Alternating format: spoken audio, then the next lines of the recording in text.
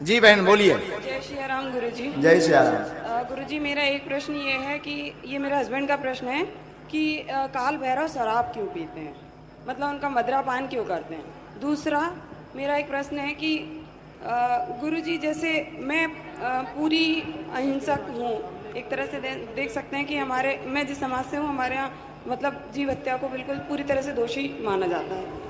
हाँ, पानी भी छान के पीते हैं, ऐसा कह सकते हैं। कहाँ से हैं, क्या नाम है आपका? गुरुजी मेरा नाम स्वाति है, मैं रहने वाली झांसी बबीना कैंट से हूँ, पर मैं पिछले 15 साल से इंदौर में ही हूँ जी।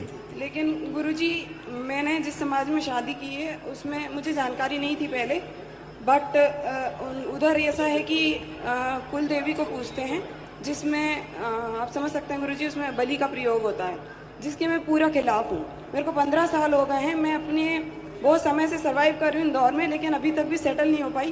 कभी कभी लोग कहते हैं कि शायद यही परेशानी है जिसकी वजह से आप सर्वाइव कर रहे हो, क्योंकि मैं मतलब वो बलि के कारण आपको दिक्कत होती है। हाँ, मतलब मैं उस चीज़ को अभी तक एक्सेप्ट नहीं कर पाई हूँ। मैं बोलती हूँ मैं इस चीज़ को फॉलो नहीं करूँगी, तो सभी लोग बोलते हैं शायद तुम इसी वजह से अभी तक सर्वाइव कर रही हो, परेशान रहती हो, तो क्या करना चाहिए मुझे जिसकी वजह से मैं इन सब चीज़ों को। काल भैरव मदिरापान क्यों करते हैं, पहला प्रश्न था आपका। काल भैरव, देखो भैरव 8 प्रकार के हैं, 8 प्रकार के भैरवों का वर्णन आया है। बटुक भैरव भी है, उन्मत्त भैरव भी है, काल भैरव भी है। जो मदिरापान करने वाले भैरव हैं वो तामसी प्रवृत्ति के भैरव हैं। जो गंदी शक्तियां हैं उन शक्तियों को हटाने के लिए जो निकृष्ट आत्माएं होती हैं उन निकृष्ट आत्माओं को हटाने के लिए काल भैरव को नशा में चूर करके और जो है उससे वो काम करवाए जाते हैं। तो तामसी प्रवृत्ति होने के कारण, तामसिक भाव होने के कारण काल भैरव को मदिरा लगती है।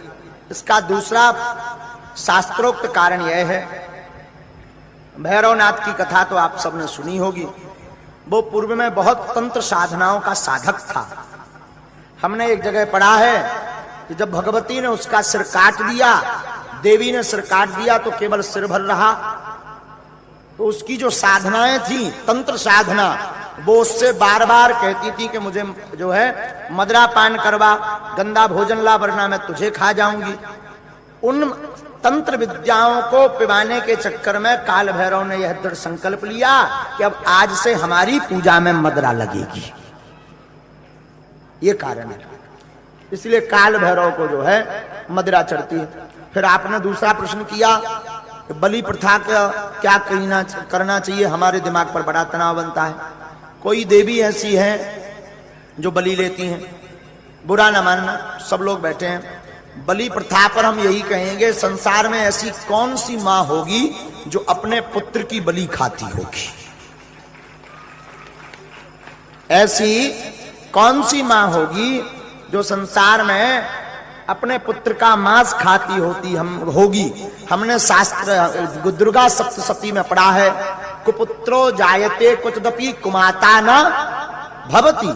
पूत कपूत हो सकता परंतु माता कुमाता नहीं हो सकती है।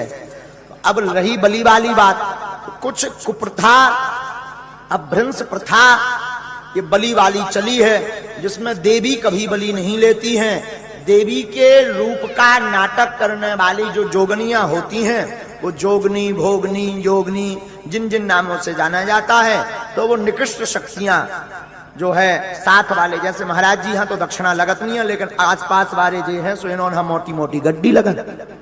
पर गुरुजी फिर वो जो मतलब जो भी हैं पूर्वज हैं या जो भी हैं, फिर वो परेशान भी करते हैं ना, वो उसके लिए क्या? उसके लिए एक उपाय है। अगर आप बलि प्रथा बंद करना चाहते हैं तो बकरे की या जो मुर्गा या आदि आदि पशुओं की बलि देते हैं, उन जीव जंतुओं की बलि ना देने की बजाय सफेद कुम्हड़ा, नींबू अथवा नारियल की बलि दे सकते हैं, तो देवता भी प्रसन्न रहेंगे और मन भी संतुष्ट रहेगा।